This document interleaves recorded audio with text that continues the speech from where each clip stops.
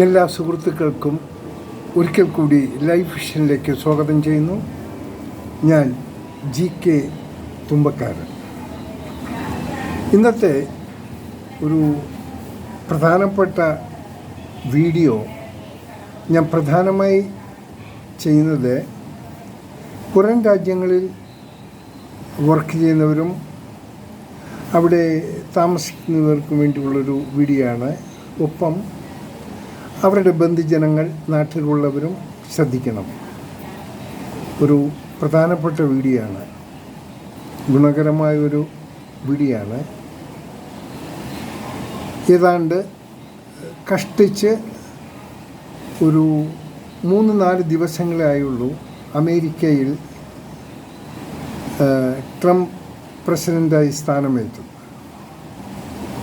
ഇദ്ദേഹം സ്ഥാനമേൽക്കുന്നതിന് മുമ്പ് അവരുടെ ഈ ഇലക്ഷൻ ക്യാമ്പയിനിൽ പല വാഗ്ദാനങ്ങളും ചെയ്തിട്ടുണ്ടായിരുന്നു. അത് നടപ്പാക്കുമെന്നും അദ്ദേഹം പറഞ്ഞിട്ടുണ്ടായിരുന്നു. അതിൻ്റെ ഭാഗമായി ഇപ്പോൾ ആദ്യമായി അവർ തുടങ്ങിയത് അനധികൃതമായി അവിടെ അമേരിക്കയിൽ താമസിക്കുന്നവരെ പുറത്താക്കണം. അത് ഏതാണ്ട് ഇന്ത്യൻസ് തന്നെ 20,000 പേരുണ്ടാകുമെന്നാണ് ഒരു പ്രാഥമിക കണക്ക്.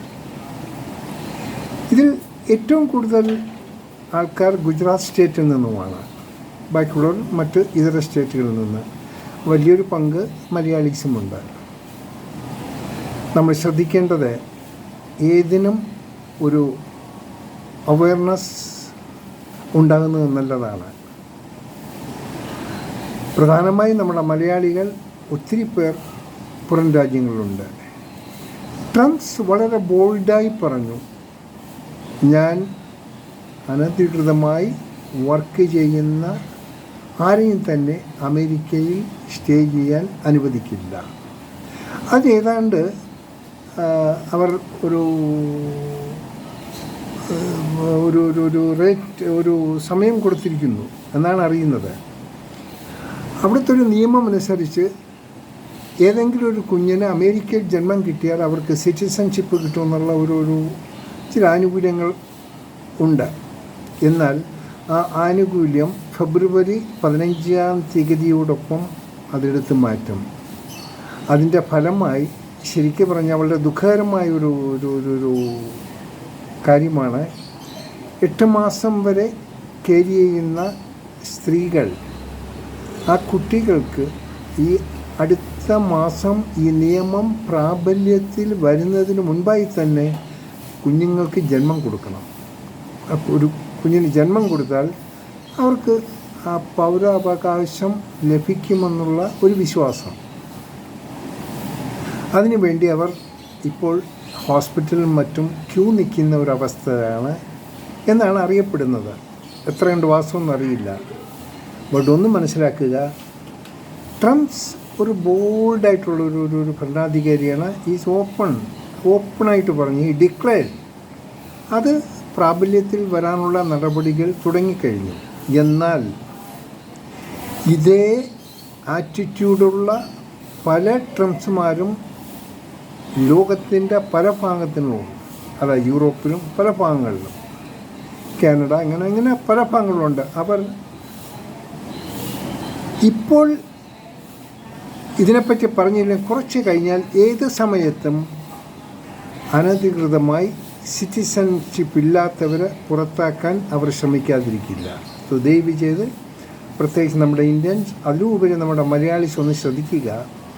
നിങ്ങൾ പ്രധാനമായി ചിന്തിക്കേണ്ടത്, നിങ്ങൾ ഏത് സമയവും നിങ്ങൾ സുരക്ഷിതരെന്നുള്ളൊരു ധാരണ നിങ്ങളുടെ മനസ്സിലുണ്ടാകരുത്. ഈവൻ നിങ്ങൾക്ക് സിറ്റിസൺഷിപ്പ് ഉണ്ടെങ്കിൽ തന്നെയും ഒരു പക്ഷേ നിങ്ങളുടെ മദർലാൻഡിലേക്ക് പോയി വരേണ്ട ഒരു സാഹചര്യം ഉണ്ടായിക്കൂടുന്നില്ല. കാരണം ഇന്നത്തെ ലോകത്തിൻ്റെ പൊളിറ്റിക്കൽ ലെവൽ വെച്ച് നോക്കിയാൽ അങ്ങനെയൊക്കെ സംഭവിക്കാം എന്ന് നമ്മൾ കരുതുക. എപ്പോഴും ആ ഒരു ധാരണ മനസ്സിലുണ്ടാകണം. അതിനായി നാം എപ്പോഴും ചെയ്യേണ്ടത്, നമ്മൾ ഏത് സമയത്തും നമുക്ക് നാട്ടിൽ പോയാലും നമ്മൾ അവിടെ ഒരു അഗതികളായിരിക്കരുത്. നമുക്ക് പാലസ്തീനിൽ കിടന്ന പാവം പിടിച്ച മനുഷ്യർ അനുഭവിക്കുന്ന ആ വേദനകൾ നിങ്ങൾക്കുണ്ടാകരുത്. കാരണം നിങ്ങൾ സുഖസമൃദ്ധിയോട് ജീവിച്ച ഒരു രാജ്യത്തു നിന്ന് പെട്ടെന്ന് നിങ്ങൾ അവിടെ നിന്ന് വരേണ്ടി വരുന്ന ഒരു സാഹചര്യത്തിൽ നിങ്ങൾക്ക് താമസിക്കാൻ ഉള്ളൊരു ബങ്കർ നിങ്ങളുടെ നാട്ടിൽ, നിങ്ങളുടെ രാജ്യത്ത് ഉണ്ടായിരിക്കണം. ഒരിക്കലും അതിൻ്റെ ആവശ്യം വരില്ല എന്ന് നിങ്ങൾ ആരും ധരിക്കരുത്. ഏത് സമയത്തും എന്തും സംഭവിക്കാം. അതിനായി നാട്ടിലുള്ള പേരൻസ്, പ്രത്യേകിച്ച് അവരൊക്കെ പ്രായമായവരായിരിക്കും, അവരെപ്പോഴും ചെയ്യേണ്ടത് നിങ്ങളുടെ പുറത്തിരിക്കുന്ന കുട്ടികൾ ഏതെങ്കിലും കാരണവശാൽ നാട്ടിൽ തിരിച്ചു വന്നാൽ അവർക്കുള്ള സൗകര്യങ്ങൾ ഇവിടെ ഉണ്ടാക്കിയിരിക്കേണ്ടത് നിങ്ങളുടെ ഒരു ആവശ്യമായിരിക്കും. ഒരുപക്ഷെ നിങ്ങൾ പ്രായമാരായിരിക്കും.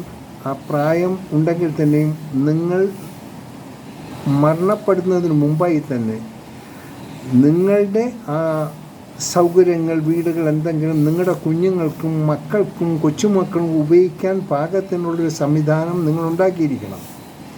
നിങ്ങൾ സൂക്ഷിക്കേണ്ടത് ഏതെങ്കിലും കെയർ ടേക്കറിനെയോ അല്ലെങ്കിൽ ഒരു നിലവാരമില്ലാത്ത കമ്പനിക്കോ മറ്റു പലർക്കോ കൊടുത്ത് അവരെ ഫുൾ ഓക്യുപ്പൻസി ചെയ്യുന്ന ഒരു സാഹചര്യം ഉണ്ടാക്കരുത്.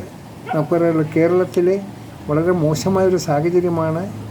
അതുകൊണ്ട് ലീഗലായി സുരക്ഷിതമായുള്ള സംവിധാനം ഉണ്ടാക്കുക.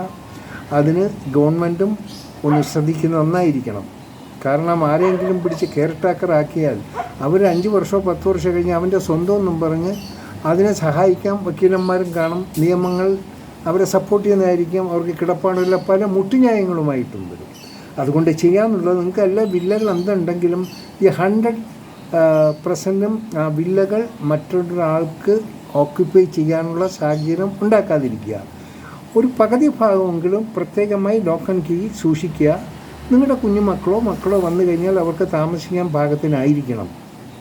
കാരണം ഇന്നിപ്പോൾ ഇവിടെ കുട്ടികൾ പുറം രാജ്യങ്ങളിൽ പോണത് വലിയ സ്വപ്നങ്ങൾ കണ്ടുകൊണ്ടാണ്. അവർ പഠിക്കാം, അവിടെ സിറ്റിസൺഷിപ്പും, അവിടെ ഏതെങ്കിലുമുള്ളൊരു കുട്ടിയെ കല്യാണം കഴിച്ചാൽ, ഇങ്ങനെയൊക്കെ പല ധാരണകൾ കാണും. നടക്കട്ടെ, നല്ല ധാരണ തന്നെയാണ്. പക്ഷേ എല്ലാം അതുപോലെ ആകണമെന്നില്ല. അതിന് മാറ്റങ്ങൾ സംഭവിക്കാം. അങ്ങനെ മാറ്റങ്ങൾ സംഭവിച്ചാൽ തന്നെയും നിങ്ങൾക്ക് നിങ്ങളുടെ നാട്ടിൽ സുരക്ഷിതമായി എത്തിയിരിക്കണം. അതിനുള്ളൊരു സംവിധാനം നാട്ടിലുണ്ടായിരിക്കണം.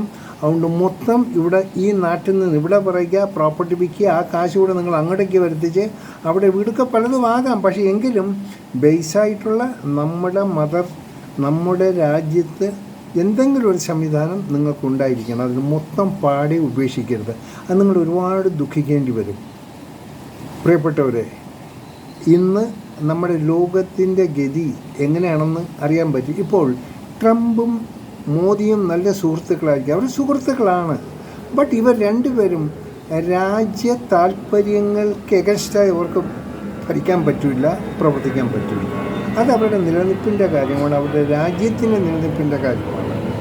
ഒരു പക്ഷേ ഇപ്പോൾ ഈ ഇന്ത്യക്കാരെയൊക്കെ പുറത്തിടുമ്പം കുറച്ച് സാവകാശം കിട്ടുമായിരിക്കാം എന്ന് പ്രതീക്ഷിക്കാം. അത് പ്രതീക്ഷയിൽ വെച്ചുകൊണ്ട് തന്നെ നിങ്ങൾ അത് ചിന്തിക്കരുത്, പ്രവർത്തിക്കരുത്. അതുകൊണ്ട് കഴിയുന്നതും ഒരു ചെറിയൊരു ബേസ് നിങ്ങളുടെ നാട്ടിൽ ഉണ്ടായിരിക്കണം. ഉള്ളതെല്ലാം സെയിൽ ഔട്ട് ചെയ്യരുത്. കാരണം നിങ്ങൾ തിരിച്ചു വരുമ്പോൾ ഏതെങ്കിലും ഒരു സാഹചര്യം അങ്ങനെ തിരിച്ചു വന്ന് നിങ്ങളുടെ കയ്യിൽ ക്യാഷ് കാണും. പക്ഷേ നിങ്ങൾ വിചാരിക്കുന്ന രീതിയിൽ ഒരു പക്ഷേ പെട്ടെന്നൊരു വീട് സംഘടിപ്പിക്കാൻ അതിനൊന്നും പറ്റിയെന്ന് വരില്ല. സോ ഉള്ള കുഞ്ഞൊരു വീടാണെങ്കിലും അതിനെ കഴിയുന്നതും നഷ്ടപ്പെടുത്താതിരിക്കാൻ ശ്രമിക്കുക. അത് വളരെ പ്രധാനമായിട്ടുള്ളൊരു കാര്യമാണ്. പിന്നെ എല്ലാവരും ഒന്ന് ചിന്തിക്കണം, നമ്മളെന്ത് കാര്യം ചെയ്താലും ഒരു 10% അതിൻ്റെ ഒരു നെഗറ്റീവ് വശം കൂടെ നമ്മൾ ചിന്തിക്കണം. 100% പോസിറ്റീവ് ആകണം, അത് തന്നെ ആകണം. ബട്ട് അറ്റ്ലീസ്റ്റ് ഒരു 10% അതിലെന്തെങ്കിലും വീഴ്ച സംഭവിച്ചാൽ തന്നെയും അത് ഓവർകം ചെയ്യാനുള്ള ഒരു സംവിധാനവും ഒരു വഴികൾ ഒരു ബാക്ക് സെറ്റിങ്സും നമുക്കുണ്ടാകണം. ഞാൻ ഈ വീഡിയോ ചെയ്യുന്നത് പ്രത്യേകിച്ച് പുറം രാജ്യങ്ങളിൽ ജോലി ചെയ്യുന്നവരാണ്. ഈ മെഡിക്കൽ പ്രൊഫഷനിലിരിക്കുന്നത്, അതായത് ഈ നഴ്സസ്, ഡോക്ടേഴ്സ്, ഇവർക്കൊക്കെ കുറച്ചധികം കാലം അവരുടെ സർവീസ് അവർ പോയ രാജ്യങ്ങളിൽ വേണ്ടി വരും. ഒരുപക്ഷെ അവർക്ക് സിറ്റിസൺഷിപ്പ് കിട്ടും ഒക്കെ ആയിരിക്കും. കാരണം ആ രാജ്യങ്ങളിൽ നമ്മുടെ ഇന്ത്യയിലുള്ള അത്ര കണ്ടൊരു ജനസംഖ്യയില്ല, അവർക്ക് അത്ര കണ്ടൊരു മാൻ പവർ ഈ മെഡിക്കൽ ഫീൽഡിൽ പ്രൊവൈഡ് ചെയ്യാൻ പറ്റിയില്ല. അതുപോലെ ഏഷ്യൻ രാജ്യങ്ങൾ, നമ്മുടെ ഇന്ത്യ, ഫിലിപ്പീൻസ് ഇങ്ങനെയുള്ള രാജ്യങ്ങളിൽ നിന്നായിരിക്കും. സോ എല്ലാത്തിനും നിങ്ങൾ ഒന്ന് ശ്രദ്ധിക്കുക. പ്രത്യേകിച്ച് നാട്ടിലുള്ള പേരൻസ്, മക്കളും കുഞ്ഞുമക്കളും എപ്പോഴും വരാം. അവർക്കുള്ള സൗകര്യങ്ങൾ സുരക്ഷിതമായി സൂക്ഷിക്കേണ്ടത് ഈ നാട്ടിലുള്ള പേരൻസിൻ്റെയും ഒരു കടമയാണ്. നിങ്ങൾ ബന്ധുക്കളും നിങ്ങൾക്ക് പരിചയക്കാരും അല്ല പരിചയമുള്ള പാർട്ടിക്കാരെയും പിടിച്ച് നിങ്ങളുടെ സ്ഥാപനങ്ങളോ നിങ്ങളുടെ സംവിധാനങ്ങളോ അവരെ ഏൽപ്പിച്ച് അവർ നോക്കിക്കൊള്ളൂ എന്നുള്ളൊരു വിശ്വാസം നിങ്ങൾക്കുള്ളത് നല്ലതിനാണ്. പക്ഷേ അത് ഇങ്ങനെയുള്ള ഏർപ്പെടുത്താതിരിക്കുക. നിങ്ങളുടെ പ്രോപ്പർട്ടി സുരക്ഷിതമായി സൂക്ഷിക്കുകയും അത് നിങ്ങളുടെ കുട്ടികളുടെ കയ്യിൽ സുരക്ഷിതമായി എത്തിക്കേണ്ടതും ഓരോ പേരൻസിൻ്റെയും കടമകളാണ്. തീർത്തിരിക്കണം. എല്ലാവരും ഞാൻ പറഞ്ഞ ഈ പോയിൻറ്റ്സുകൾ ഒന്ന് ശ്രദ്ധിക്കുക. ഒരു ഡൊണാൾഡ് ട്രംപ് മാത്രമല്ല, ഇനിയും വരും പല ട്രംപുമാരും ഇപ്പോഴുള്ള ട്രംപ് എടുത്തിരിക്കുന്ന തീരുമാനങ്ങളെക്കാളും വളരെ ഹാർഡായിട്ടുള്ളൊരു തീരുമാനങ്ങളുമായിട്ടായിരിക്കും ഇനി പിന്നാലെ വരുന്ന ട്രംപ്സുമാരുണ്ടാകുക എന്നുള്ളൊരു ഓർമ്മ ഉണ്ടാകുക. ഒരിക്കൽ കൂടി പറയുന്നു, വളരെ ശ്രദ്ധിക്കുക. നിങ്ങളൊരിക്കലും ഫൂളാകരുത്.